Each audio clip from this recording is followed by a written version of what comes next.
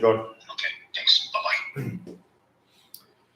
Good morning, guys. Setting up here. How you guys doing? My name's Daniel. Jerome's about to walk in the door. We'll get started here shortly. Appreciate it.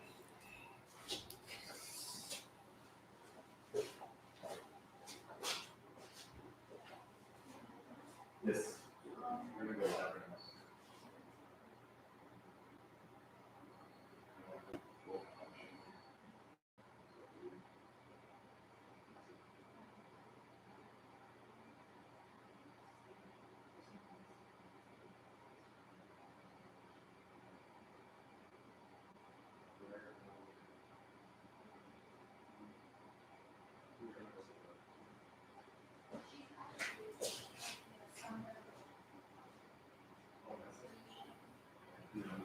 Okay.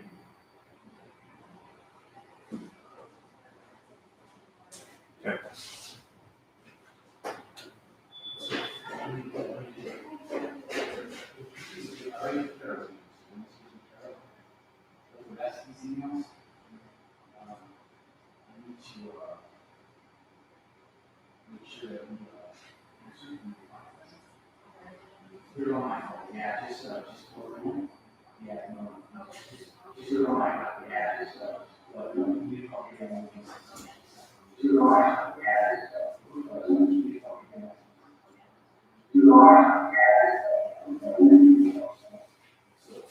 Good morning.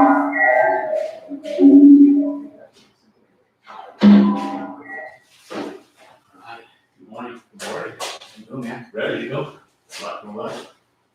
You have anything else? Let me take off my waistband, man. I love that. What was that? Okay. I love the check those weights. Dude, I gotta Keep it going, man. I want to go on some stuff. Hey, good, man. Good, bro. Sometimes you gotta keep going. That blood moving. Or you're sitting down. I know, man. I hate sitting down for a long period of time. We got to get this stuff dialed in. We're going to get that stuff out and renovate that little piece right there. Let me grab a pen from you. Yeah. Good morning, everybody. We're live. It's Friday morning. How's everybody doing today? Go ahead and lower that one a little bit, just so we'll put that other one on. Friday morning, every Friday, we're live here on YouTube, and it's Real Talk on Real Estate. My name is Jerome Maldonado. For those of you guys who don't know me, I got started in real estate about 25 years ago, and not through the means of wanting to create wealth in real estate. I wanted stability in my life. I rode the business roller coaster, and so I was one of those people who was ambitiously trying to go after making money in life, right? Everybody says money's evil, money's evil, money's evil, but when you can't afford to take a girl out on a date and you can't afford to drive a nice car or live in a respectful neighborhood, life can get a little bit rough. So in my young 20s, I decided while I was in college, I was going to start exploring options to be able to accelerate my life. And I got involved in direct sales, network marketing. I rode the long wave of getting there. It took me about 2.5 years to really make money that I could live on. And then when I did extremely well. But 2 years later, the whole company fell apart. And so lo and behold, I found myself scrambling again, trying to figure life out. I landed up opening up a construction company, knowing nothing about construction, but I knew how to market. I knew how to manage.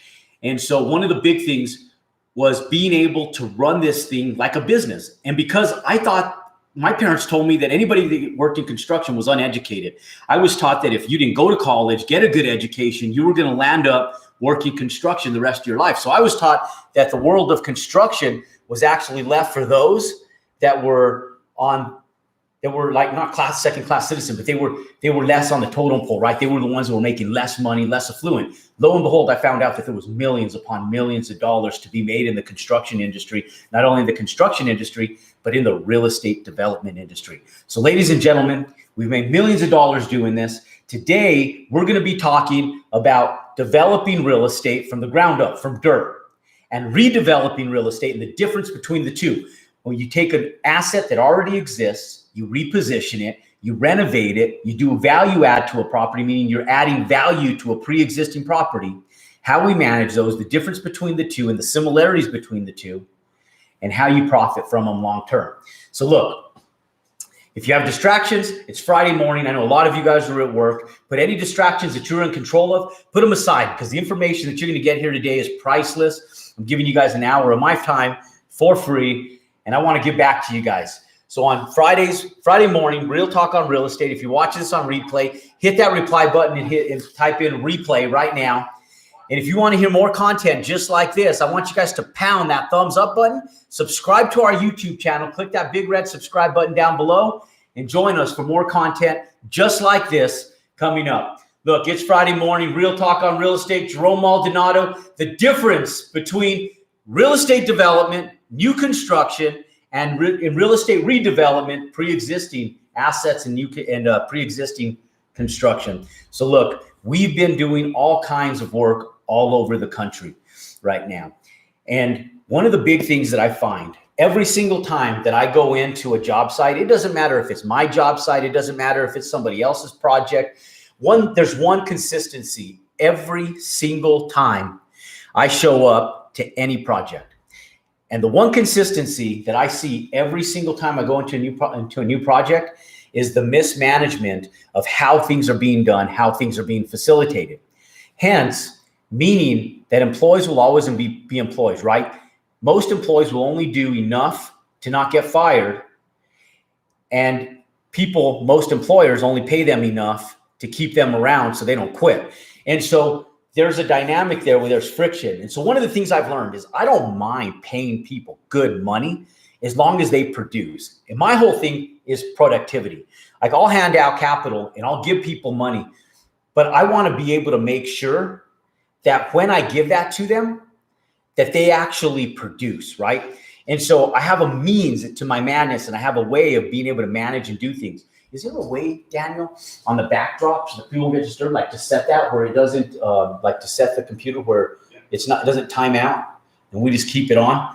So like in the webinar the other day, I kept going on and off, and then we can just set it like, I know like on your phone, you can put it where it says never, like never lock, like the screen lock deal. And so with that consistency, one thing that I like to say is the way you manage your projects will make millions of dollars for you. And in the early years of getting started in real estate development and redevelopment, it's really important how you manage your stuff, right?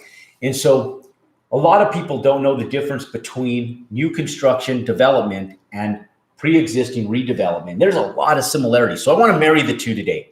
And I want to share with you guys the similarities, but the differences, right? So obviously, when you go in, you buy a new piece of land and you say, okay, you have the open mind of creativity, do just about anything you want, provided that the municipality that you're buying in allows you to do so based on building and zoning rules. Like you can't go into a residential subdivision and buy 3 or 4 homes right in the middle of a pre-developed, pre-existing neighborhood and say, okay, I'm going to scrape these down to the dirt and I'm going to put myself a high-rise apartment complex, or I'm going to scrape this down to the dirt and I'm going to put a mechanic shop and a big giant warehouse.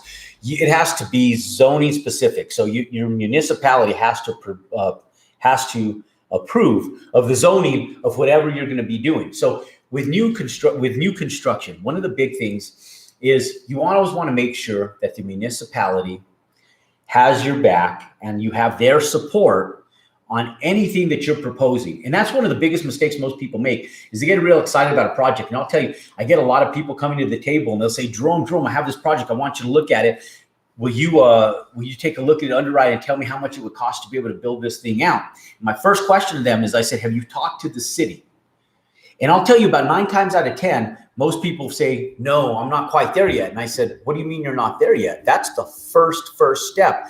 Like, I won't even take on a project unless I know it's viable. Like, I won't come to you guys and tell you guys, hey, I got a project for you guys to invest in, but I haven't even talked to the city. It's zoned R1 for residential, but I want to build manufacturing here, which is like 3 levels below residential. When I mean below is it's harder. The lower levels that you go, it's harder to get zoning. Like if you take an agricultural piece of land, a lot of times with the progressive growth of a city, they'll approve residential first, right? Then second typically comes office and retail.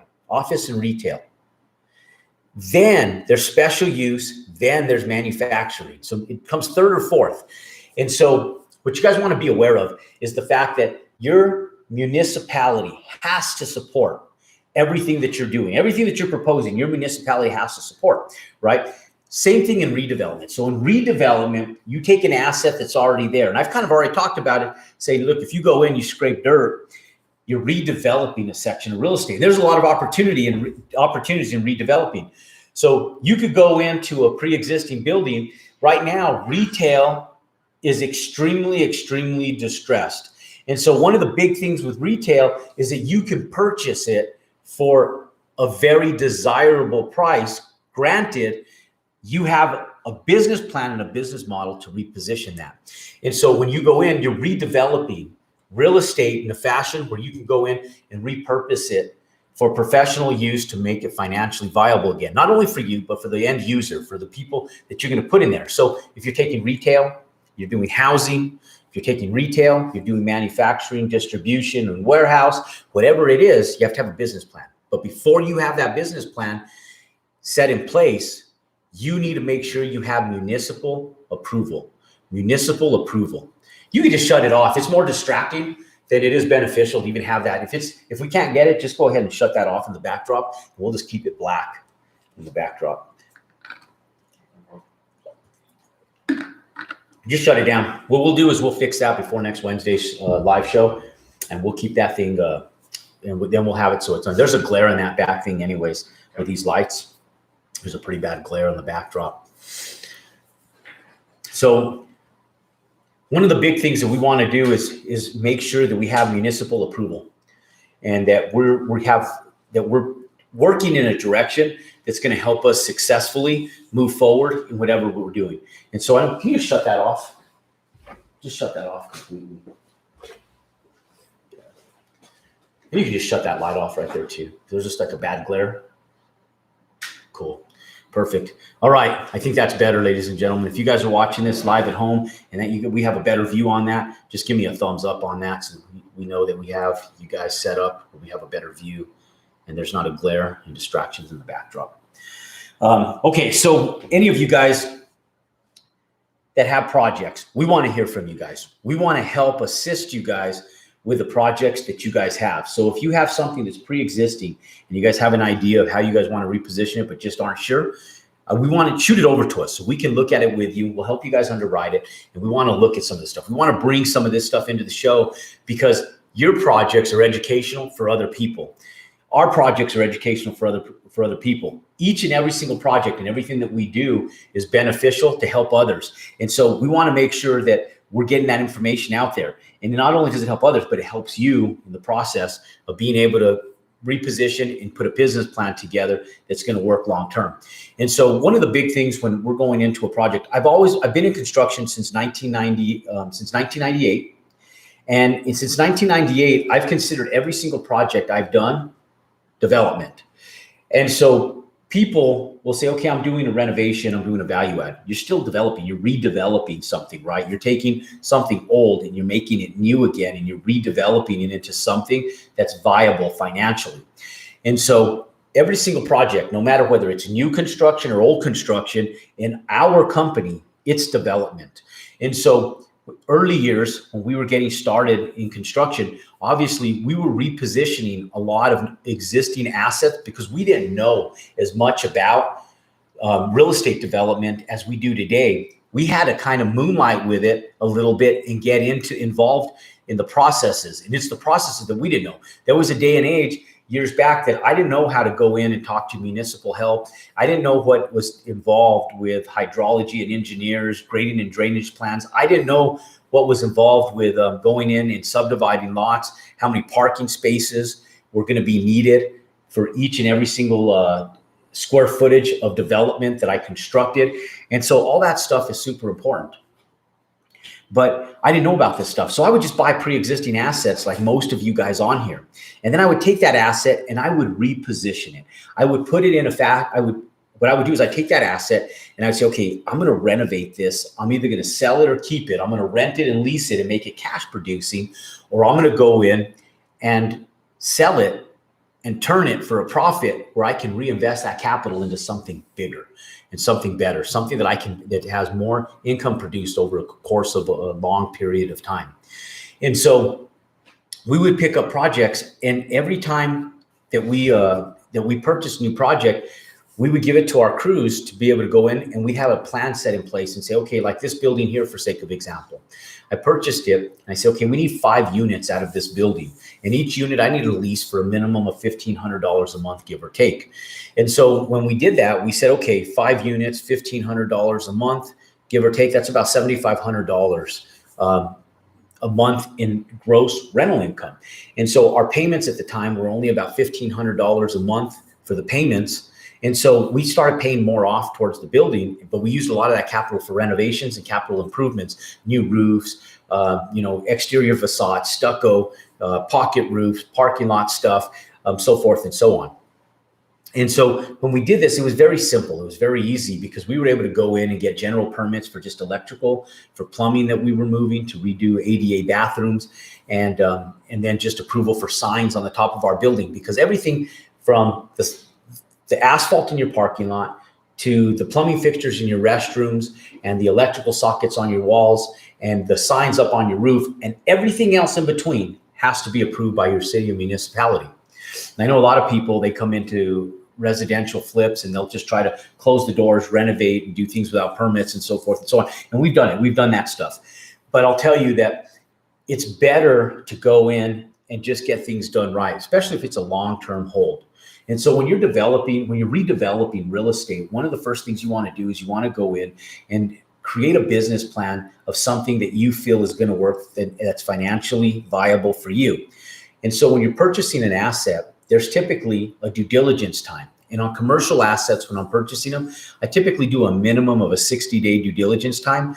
More times than not, we ask for 90-day due diligence time to be able to evaluate that property, to be able to go in and figure out what we can and what we can't do with that property.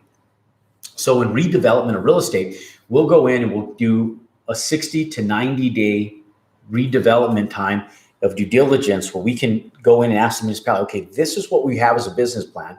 This is what we want to do. Can we do it? And for simple nominal stuff like toilets, light fixtures, plugs and receptacles, signs on top of the building, stuff like that, it's typically real simple to get permits. And so my advice to most people that are developing real estate is to redevelop real estate first, because the viability of it is a lot more lucrative on the front end because there's less capital out front. But not only is it more lucrative because of the capital outlay that you have to put out, but it's a lot easier to go in and get permits on something than it is for a new development. It's a longer process for a development. Now, the long-term profits on developing dirt or going in and tearing down an asset and going in and scraping dirt and then redeveloping the land itself, there's tons of big profit in it, but there is a little bit of risk, right? And so people's biggest question when they're going in and doing new construction, new development, is they say, Jerome, how do you figure out the cost? How do you go in and figure out that it's a viable project? And so my answer to them is this. And so take notes on this stuff, because this is stuff that'll help you guys. I always want to take down land for the cheapest price that I can. So for sake of example, I sit down in an area and I go, okay, we have the opportunity to pick up 50 acres in Chicago right now, right next door to Facebook. Facebook paid $80,000 an acre. And so we look at the acquisition price that Facebook paid and we go $80,000 an acre. They purchased out just shy of 100 acres. I think it was 80 acres that they purchased out. We're looking at 50 acres. 50 acres is a lot of land. You can do a lot with 50 acres, right? And so Ty calls me the other day and he goes, hey, Jerome, he goes, do you want to look at this to develop? And I said, sure. I said, we'll always consider it. He goes, okay, what the hell are we going to do with 50 acres though? What are we going to put on that land? And I said, well, first let's go take a look at it and let's see, because they came back to us and they said, look, they're asking $50,000 an acre, but it's a woman who just wants to get it sold and doesn't want the terms on it. She might be willing to take it for $25,000 an acre. And so Ty's first question was, well, why? Why would she be willing? If Facebook just paid $80,000 an acre, Why would this woman be wanting to sell to us for $25,000 an acre? Not that she wants to sell for 25, she's selling it for 50,000. And I think right now she sees the opportunity to be able to sell it. In this rural area, it was a farming community. Back probably 5 years ago, that land was probably not worth more than like $3,000 an acre. And so I sit back and I look at that and I say, okay, do we go in and do we fork out the forefront of paying for the current market value price of this land, or do we go in and look for something that's less expensive? And so here's how I evaluate that stuff. I sit back and I go, okay, I can go into this and I can make this, 50 acres, that can land up being a $1 billion project. That one project, 50 acres, the development, in order to meet the same building standards that Facebook is putting in, because Facebook is putting in over $2.5 billion into this. They're doing 4 build outs. Every build out is over $800 million. They have 3 of them already set, permitted, and proposed to move forward on it, and they're proposing now a 4th one. So it's going to be well over $2.5 billion when it's all said and done. And we sit back and go, okay, we have just slightly less acreage than Facebook, but in order to compete with these guys, we have to put some up comparable, right? We can't just go in and put garbage up. And so I sit back and say, okay, $1 billion commitment is big. That's a big commitment. Do we really want to put that out now? Or do we go out and we do the pre-development of this? And so if you're looking at a project, we can go in and partner, or we can go out and build it out, and we can raise capital to do this. But the risk is big because it's going to take us probably 4 years to be able to do the whole project, if not longer. And so what we land up doing is I say, okay, one scenario is we can buy the property. We can do all the infrastructure, bring in the sewer, bring in the water alone was over $1 million to bring it down to this property. And so our question was, if Facebook is there, they have infrastructure, why? Why is it going to cost $1 million to bring water down the road from where you're at?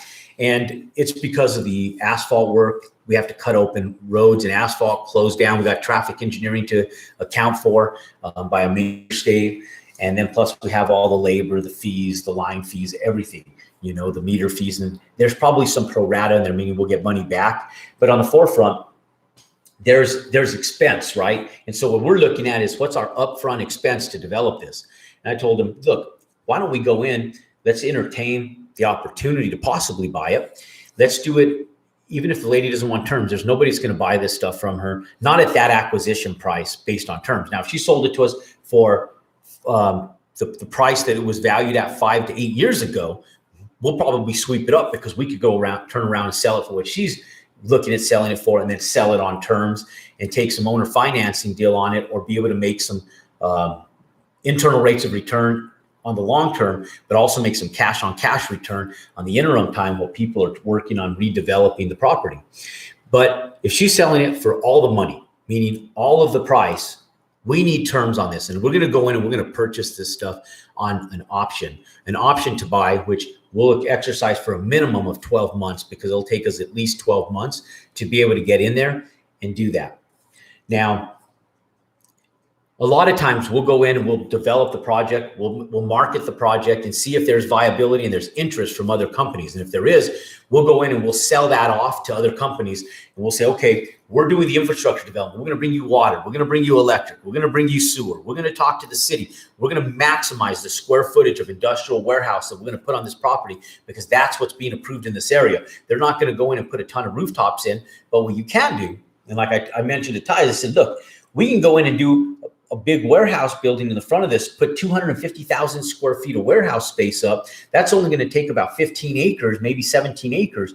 And then the rest of it, who's going to house the rest of these employees coming in that's filling the Ferrara Candy distribution center? That's a $1 billion distribution center. 3M is there. We have Facebook doing over $2.5 billion in new construction. And we have 3, possibly 4 phases, over 1 million square feet on each of them. So it could be up to 4 million square feet of industrial warehouse. And so we have all of this stuff right around our fingertips. Employees are coming in, they're working at these facilities. There's housing that needs to be facilitated so that way people have rooftops under them, multifamily, single family, and we're going to have everything from engineers and entry-level employees all the way up to higher-level employees. And so we can literally section this off where we do townhomes and condos, and then single-family dwellings anywhere between 1,700 square feet and 3,000 square feet to be able to house these employees. And we could do a really nice subdivision. Now we can go in and we can sell that off to a big developer and do a master plan. That's what it's called. It's called a master plan with all the infrastructure, everything set in place. We do all the work dealing with the city, municipal approvals, the fire marshal's office, making sure that we have room for fire trucks, fire hydrants, all of this stuff. Parks and recs, green space, landscaping. We take care of all of it. We do retention ponds, grading and drainage, all of it. But instead of fighting the bill and pulling the trigger on actually doing the full development, where we'll make a lot of money is just selling this project off. So if we go in there, we spend a few $1 million on the land, we spend a couple $1 million on infrastructure development, and we land up making $10 million, $5 million, $8 million, whatever it is the project worth it? And so if we take a 4 to 5 year project with tons of risk, tons of expense, and tons of capital outlay, and we make X amount of profits, or is it better to limit my liability, go into a 12-month to 18-month project, take a few $1 million and move on to the next project? And so a lot of times we'll do B. We'll go in, we'll do infrastructure development, we'll take less capital outlay, we'll come in, make a great profit, and then roll that into another project. And so people say, well, how about taxes? And so in the commercial real estate sector, we don't pay a lot of taxes because we depreciate assets. We come in, we purchase the property, we turn this property, now we move that into another property that we can go in and depreciate in the first year. We take that capital, we can deploy it into a larger, bigger, pre-existing industrial warehouse space that we utilize that capital on in the first year. We can depreciate that down. And if we do a long-term hold, it offsets our long-term capital gains. It's a win-win situation. We don't have the capital outlay on the tax liability as we would otherwise. Okay. So there's a lot of variables here. And today, really, I just want to just broaden your horizons, make your mind expand a little bit so that way you're in a position where you go in and you have some thoughts. It looks like we have a question here coming in. Do we have a question on that? Still loading. It's still loading? I'll let you know. Okay, perfect. Look, ladies and gentlemen, if you want to call in right now, you can contact my team. You have questions, you have a project that you're interested in developing or redeveloping and repositioning, I want you guys to reach out. 505-610-1717. 505-610-1717. It's Friday morning, and it's Real Talk on Real Estate. Look, if you guys have questions in the chat, you guys are welcome to ask your questions. Happy to answer them, happy to entertain them, and happy to bring you guys live and in-depth knowledge on Friday mornings, Real Talk on Real Estate.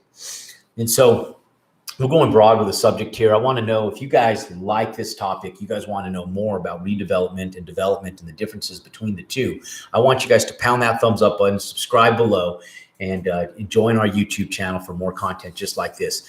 Now, look, real estate development comes in a lot of different sectors. I know there's people out there, and some of the phone calls I've gotten, a lot of them have to do with residential development. A lot of them don't have to do with commercial development, but a lot of development starts with just a small piece of land. Back in the day, I started off with just a little half-acre piece of land, a 1 acre piece of land that I subdivided in half. I made it into 2 lots, 2 single-family residential lots, and I doubled my money. I landed up selling each half-acre lot for what I paid for the one larger 1 acre lot, and making about $35,000 in just about 3-4 short months. And so the great thing about real estate is that you can get creative with it. So, you get Play-Doh, you have that little container of Play-Doh when you're a kid, and then you open it up and the sky's the limit, right? You can make everything from airplanes to flowers to little kids playing on teeter-totters or whatever you want. You just roll that Play-Doh and you sculpt it and you make whatever you want. And what I love most about real estate development is it's exactly like playing with Play-Doh. And I remember as a kid, it was one of my favorite things to do because he let those creative juices go, especially at times when we were bored, didn't have a lot going on. You open up a can of Play-Doh and you just let your creative juices go, and you can do anything with it. And then you take it apart, peel it apart, get 4 or 5 different colors, try not to mix them, and then you do something else. And sometimes when you build something great, you just let it dry out, get hard, and hope that it doesn't fall apart on you because you love the development of what you put together, right? That's land development. That's real estate development. That's everything that we're doing. Or you take something ugly, you build it and you didn't like it, you take it back apart, you disassemble it, you squish it back into a ball, and then you take that and then you rebuild something else. And then you build something beautiful and you sit back and go, okay, I own that. I did that. That my creative juices did that. And the excitement that you get from doing that is what's worth the value and its weight in gold because of the creativity that you were able to put into it, of restructuring it, especially when it comes in and becomes financially viable for it becomes financially viable for you. And then you have something that not only you're proud of, but worked financially. And so not only are you proud of it aesthetically, but you're proud of it because of the financial gains and benefits that it gave to you in your life. So real estate development, real estate redevelopment, one of the big things with new development and real estate development is you can start with nothing and create anything you want, provided that the city and municipality will work with you in that regards. I'll tell you guys that the easiest, the simplest sector to get into in land development is just small residential lots. I'm going to give you guys a couple examples and some key stories here that really helped me when I was younger and really put me in a position where I benefited financially from it. Started off with that one little lot, right? But it wasn't my business model. My business model was to go out and obtain clientele for new construction. And so we were making several millions of dollars a year just doing construction and facilitating concrete work all over the Southwest. And we started building homes, right? We were doing single family home development. Now that's a day in, day out business. Those are businesses that you go in, you get permits, you start building homes. We do spec homes. Spec homes are homes that you build that are custom, not for somebody that goes in. It's not a custom built to suit for them. It's one that you creatively go out and build and then you sell off to somebody else once it's fully complete. A build to suit is when you buy it and you partner up with a homeowner, and then together you guys build out a property. But in early years, I got creative because I was always looking for a means and ways to add to my income and my cash flow. But I wanted more capital so I can continue to grow. And you start with nothing. The whole goal for me was to grow. And I know a lot of people are on here and they're sitting back going, okay, Jerome, how do I grow? How do I start with nothing? And how do you grow to something like that? And it's because I was double dipping, triple dipping, quadruple dipping in all kinds of different stuff over the course of time. And it's those multiple streams of income that you can create by doing what I'm talking about that really set you up and take you from where you're at today to where you can be 5 years, 10 years from now. And so this is not an overnight deal, but you can go in and start working on just little tiny projects that can help you today generate capital long term. That one little tiny deal, I may have made $30,000 and people may ooh and ah about that and go, wow, I'd love to make an extra $30,000 with very little risk in 3-4 months and just add it to what I already make. It wasn't the $30,000, $40,000 that I made on that project that was the big win.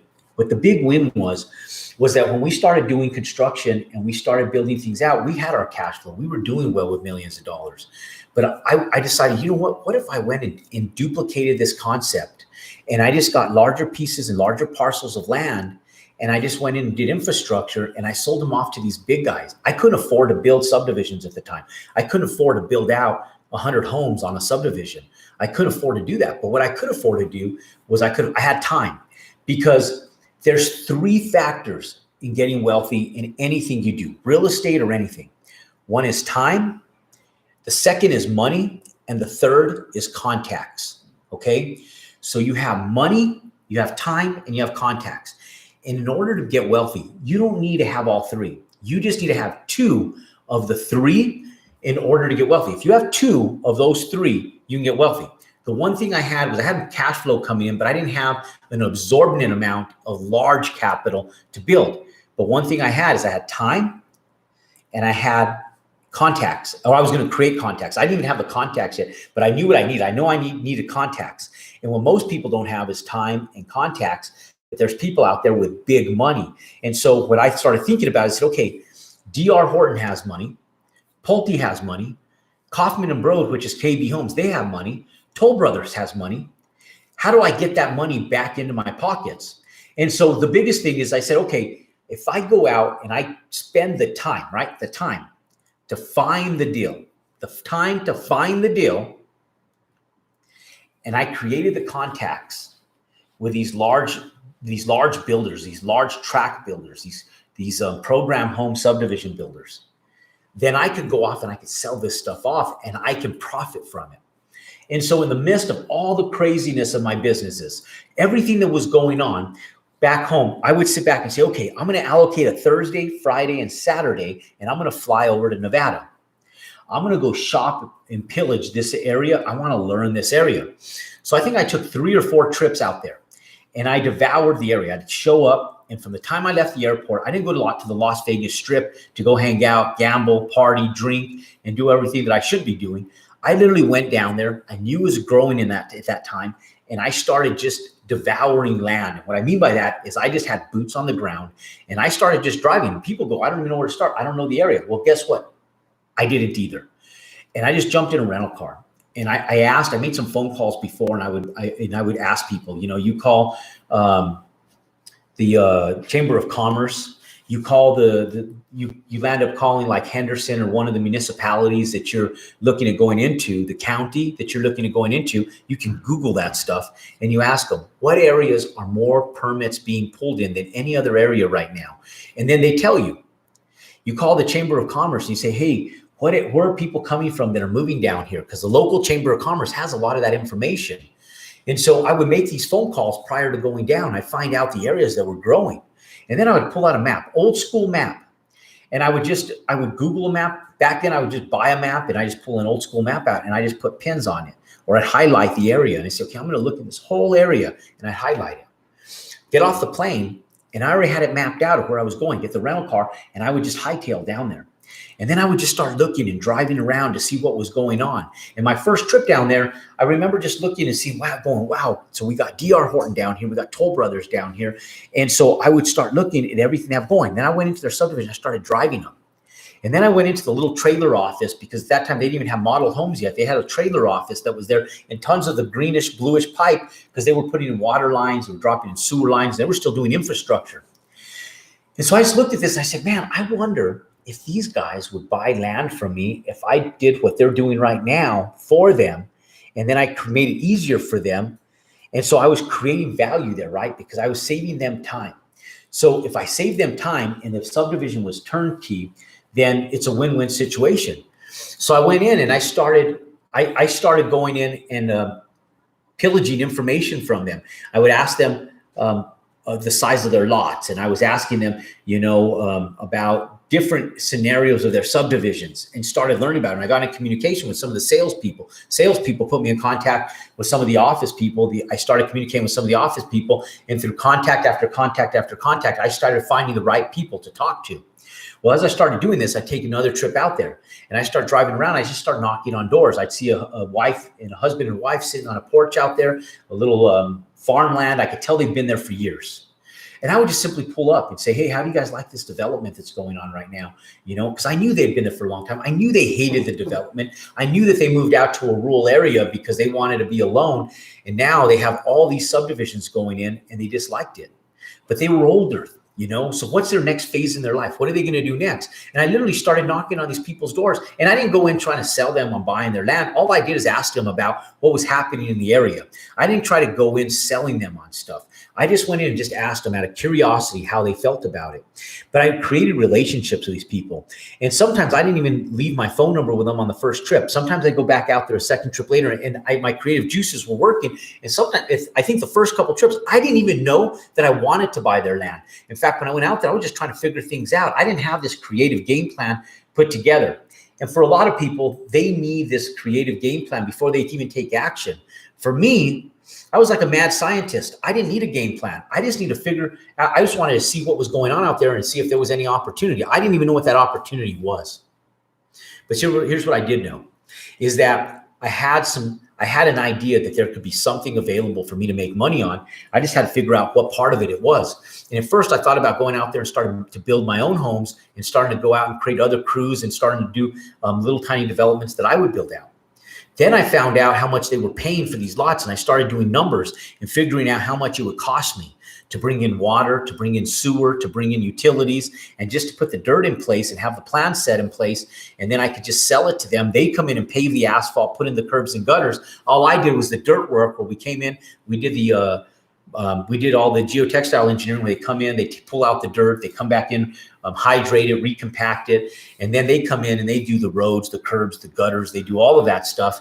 All I did was just buy the dirt, do pre-infrastructure development, and then sell it off to them, hand them the papers and say, here you go, here's the intellectual properties, everything that we have put together, all the engineering reports, all the architectural designs, all of the city municipality approvals, it's yours, including the land, including everything.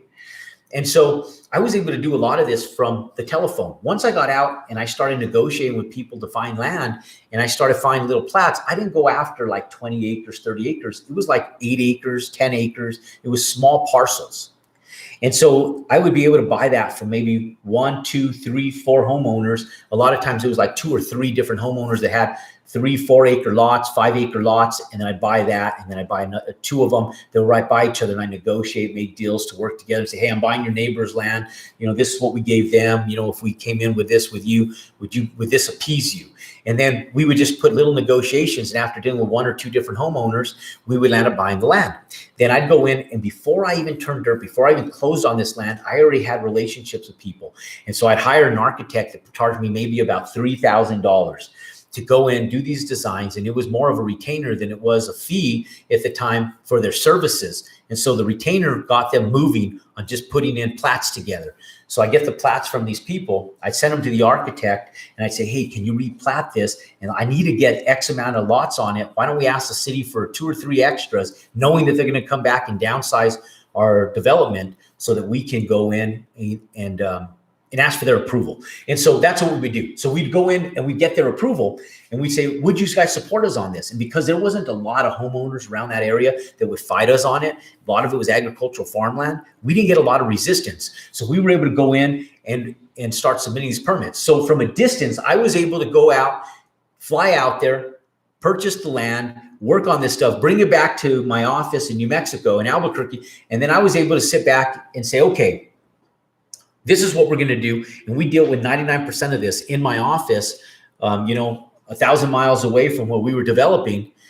And we would take care of communicating, building relationships, networking with the big builders, and do all the infrastructure. And then they send us the AutoCAD drawings. We put them up to full size. We look at them, we'd redline them, we'd circle them, and then we'd send them back off. So in the midst of running all my construction company with just a couple hours here and there, redlining documents and a couple evening meetings that we had to attend and a few trips flying out, we were able to moonlight doing this stuff. And so for those of you guys who work in full-time jobs, those of you guys who have full-time businesses and can't devote everything to new development, understand that there's a lag time in creating capital and development. And most people can't live without capital for 6 months, 9 months, a year and a half. So my encouragement to everybody that's watching this is to keep your day job, is to keep your day-to-day business, because you have cash flow to put a roof over your head, food in your stomach, you can feed your face, you can feed your kid's face, and you can go off and you can live, right? Fuel your car and do what you do. But you start creating a nest egg, assets that can grow for you long-term so you can retire one day, so you can be done with the game. Because as much as I love the game and as much as I'll probably work the rest of my life, it sucks when you're doing the game to make a living. So the biggest thing is to get yourself out of the making a living game so that you can go out and you can create a life, right? Stop making a living, go out and create a life. And so even the people in my office, I tell them, look, you can think about making a living, but let's think about creating a life for you. Let's think about creating a lifestyle for you. Let's think about what you can do for your family, your kids, for everybody that's around you, including yourself, to make life easier on you. You know, instead of going out and making $100,000 a year, why don't you go out and let's move on different options, different cash flow options, even working for me, where you go off and make $250,000 a year, $300,000 a year, and you could start making some traction in your life where you can go out and start really making some moves so you can buy assets and start doing this stuff. And that's what this type of stuff does for you. is you can go out and create larger capital to redeploy into other stuff. And so that's what we did. So we would go in, we developed these subdivisions, and then we started selling them off. And I started doing this on accident. It wasn't like, hey, I had this great game plan. It was something that through the means of everything I was doing, I just saw an opportunity. I saw an avenue. So some of you guys have these ideas, and there's a lot of them that are broad and far sought out between each individual. And through those creative juices becomes opportunity. And so understanding that it's not just the land development that's profitable, there's a lot of development that's profitable. So you can go in and say, okay, I have this property, it's agricultural, and I have Amazon coming in down the road from me a mile away, or I have Facebook coming in, or I have Solo Cups coming in, or 3M, or whatever big manufacturing company is coming in. And you say, okay, I want to take advantage of at least a small sector of that. You start building small 12,000, 20,000 square foot little warehouses, or you start buying old ones and you start repositioning them. You take old farmhouses and you go in and put steel membranes in there and build warehouses where you can put cranes and different stuff in there, bring semi trucks into the property. You say, okay, hey, these guys are going in, they're doing big development. I don't want to do industrial warehouse space, but I want to do rooftops, and I'm a builder. I want to go in and just put like 20 homes up and profit from it. Well, you can do that. You can go in and buy small plats of land. You can build out the subdivision yourself, and there's room for opportunity. You take these old assets that have been there for years that are distressed, and you buy them and you reposition them, you renovate them, and you profit from them by leasing them from what I call the trickle effect, right? And so whether it's new development or redevelopment, it's development. And it doesn't matter. The biggest factor between people who gain and win from this and people who don't is the people who take action. And everything in life is about action steps and moving forward and taking action on this stuff and being creative, because there's a means to the development game in so many facets that most people don't ever stop to think about these. And so it's really important that you guys understand that there's no one right or wrong way to do what we're doing. There's opportunity in multiple facets. It just depends on where you want to go and how you want to position yourself. But most importantly, when you know where you want to go and when you know when you want to position yourself, it's having a business plan that's viable, that's going to be the most important aspect to making that project go. And in early years, one of the things that made us most successful out of anything was how we actually managed our projects. The management and facilitation of our new developments and redevelopments is what really set us apart from anybody else. And what I did is, my philosophy years ago was, I had a mentor, and this mentor, he drew 4 boxes, and I'm going to draw these 4 boxes for you guys. I should have my whiteboard, and I do have my easel. My whiteboard's not up, so I'm going to draw this for you guys on this piece of paper. I'm hoping you guys can see this, okay? And this is an old network marketing concept that resonated in my head, right? And so right here, this is manufacturing. And they said 25% of all profits at the end over here of everything that goes in, 25% of everything that goes in goes to the manufacturer, right? 25%. Then you have middleman's markup, where you have regional distribution, you have national distribution, and then you have the final product, right? You have the consumer. These guys take 25%, 25%, and then you make 25%, okay? So then it goes like this, right? So you go from the manufacturer to a national distributor, actually, then a regional distributor, then it goes over to the end consumer. That's you guys right here. And so you're leaving 75% of all profits out on the table for someone else to take, and you're taking 25% of it. So in early years, I said, I'm going to cut these middlemen out, right? I'm going to cut these guys out, and I'm going to go consumer direct, right? This is old network marketing stuff, where you say we take a product and we just go straight to the customer with it. Well, I said, look, I'm going to cut out all the middlemen in everything that I do. I'm going to cut all the middlemen out, and I'm going to go straight from the land to the end seller, and I'm going to profit, and I'm going to pick up everything in between. I became my broker. I became my own general contractor. I became my own land developer.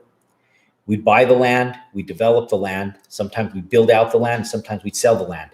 And so for you guys coming in, being able to manage something where you guys can cut out a little bit of the middleman, you don't have to do it all on your own. You don't have to be a Jerome Maldonado. You just come in, you figure out how you can position yourself to be able to take some of these profits and middleman's markup, and you win from it. And so just from a simple concept that I learned years and years and years ago, I started positioning myself to go in, cut out middlemen, and be able to go in and put those profits back into my pockets. And so look, ladies and gentlemen, you can go out and create whatever you want to out of any piece of real estate you want, but you first have to start off with a plan. You do research at first, and then you come up with a plan. Second, you talk to the municipality and you ask for their approval. And then third, you do some research, you go out, you underwrite some deals, and you figure out, is my project viable? What is it going to cost to be able to go in, do infrastructure development? You go in and you talk to the engineers and you ask them for pre-development costs for water. You go talk to your local municipality for your local, not municipality. You go in and talk to your local energy company, your gas company, your electric company for utilities. You ask them how much transformers are going to be needed for what you're planning to do and how much it's going to cost for those. And this stuff is free. You go sit down with people, the engineers, the electrical engineers that work for the energy companies, for the electrical companies, and they'll tell you. They know, they have it all graphed out on their computers. They know exactly where their lines run. They know where they have infrastructure. They know whether they're tapped out and you can't, no more development can go in on them, and they know where there's room for expansion. And they can tell you this stuff. And in a 1-hour meeting, you can find all of this information out just by sitting down with your municipal professional and your utility professionals, their engineers, and find all of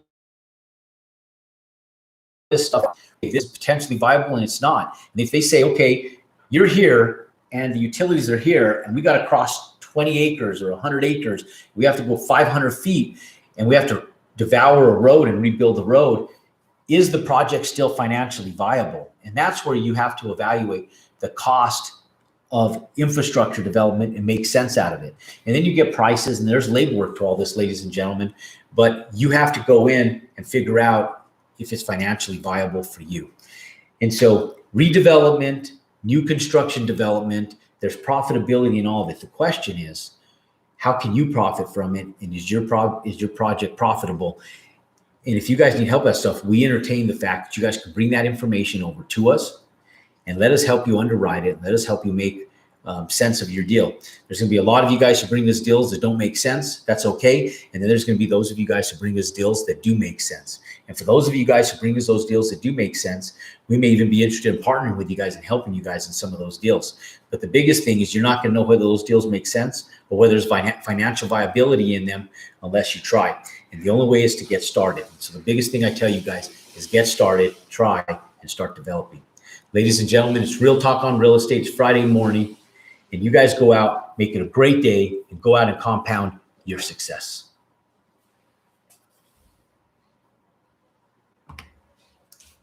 Perfect timing.